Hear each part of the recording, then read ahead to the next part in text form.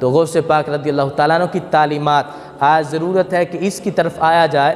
اگر لنگر ہو لیکن غوث پاک کی تعلیمات نہ ہو، بندہ کہ میں دیکھ تو نہیں چھوڑتا لیکن نماز چھوڑ دیتا ہوں، تو غوث پاک کبھی بھی راضی نہیں ہوں گے۔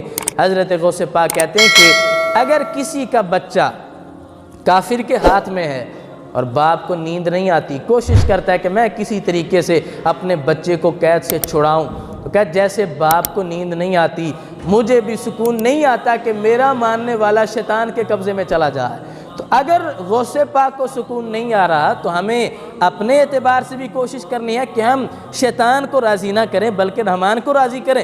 غوث پاک اس سے راضی ہوں گے، چاہے جائے کہ ہم شیطان کو راضی کرنے کی طرف چلے جائیں اور رحمان ہم سے ناراض ہوتا رہے، اللہ ناراض ہو اور اللہ کے ولی ہم سے راضی رہیں۔ ہاں ٹھیک ہے، سفارش کا اللہ نے ان کو منصب دیا ہے، لیکن اس میں بھی کم از کم ہمارا کردار تھوڑا سا کامیابی والا ہو۔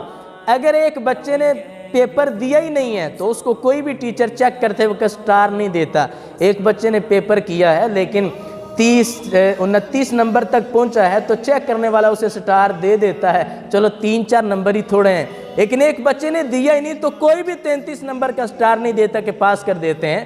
تو کم از کم ہم پاس ہونے جتنا پیپر زندگی کا نہ کریں، کم از کم ہم قریب تو پہنچیں۔ اگر قریب پہنچ جائیں، تھوڑی سی کمی ہوگی تو پھر انشاءاللہ جن کو اللہ نے سفارش کا یہ منصب دیا ہے وہ ہماری سفارش کریں گے اور ہمیں بھی انشاءاللہ سٹار زندگی کے لحاظ سے مل جائے۔